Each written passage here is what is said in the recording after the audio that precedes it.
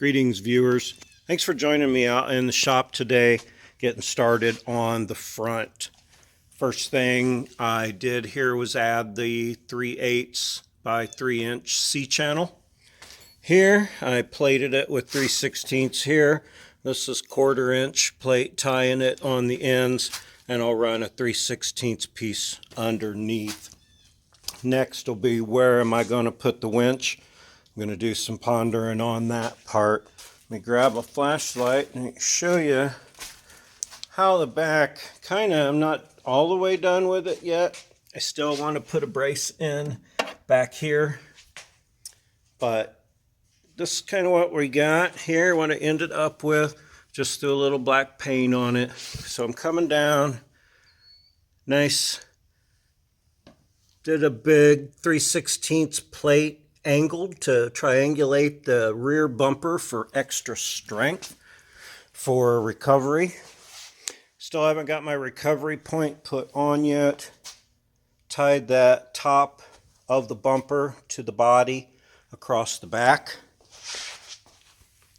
So this is all very strong, tied together in a multitude of different ways.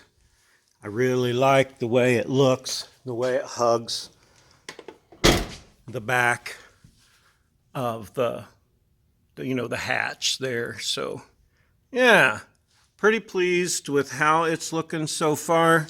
I think that extra plating on the bottom there, also put an 1.75 inch by 120 wall DOM or HRU tube across to add extra strength and rigidity. So really happy with how this is turning out. Make some more moves on the front. Yeah, I'll be back. Okay, so Slim and I have so far not done anything for the winch mount, but instead I decided to do the skid for the front, for the radiator bottom. That is 3/16 plate. There's 3/16 plate on the sides. My welder ran its duty cycle out, so I'm waiting for it to gather more duty so that I can continue. I haven't decided how I want to do the winch or how high yet, which is why I went with the skid plate first, but hang on, when I get that figured out, I'm going to go ponder while I wait on the welder to catch up. Maybe I'll put those pieces in that attach the body to the frame first. I'll be back.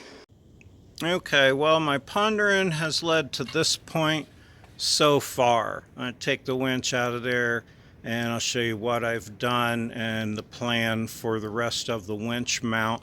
Going quite a bit lower than I usually do, but it's still, the end where the fair lead is still going to be higher than the approach angle I'm offered by my skid plate here. So hang on, let me pull that winch out and I'll show you how I'm making this. Okay, now this is 1/8 inch plate, this piece of fair lead mount here. I am solid welding it, going to solid weld it all the way around to this piece of 1/4 inch. So that'll give me 3/8 where the winch bolts on. Going 1/4 here, I'll solid weld, of course, to this piece of 1/4 inch 2x2. I'm going to cut some pieces, at this angle that'll kind of block this end off. I'm going to do both sides of this and plate the front. Plate the front, so anyway, it'll be at a tighter angle than this, but it'll be mostly plated across the front. Sorry. I gotta leave room for where the bolts go through, but between it, I'll probably run like an 8 inch wide piece under there. Hope that made sense. You'll see it as the video progresses. This is wrapped all the way around the frame. This is wrapped or solid attached to this 3/8 piece. This is solid welded to the frame, and this 3/16 piece, sorry, not 3/8 piece, 3/16 piece.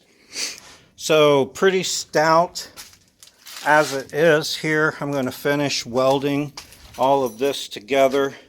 I'll not stop the video here, but it'll be another day, but you won't know the difference. But anyway, that's where I'm at right now, and I'll be back.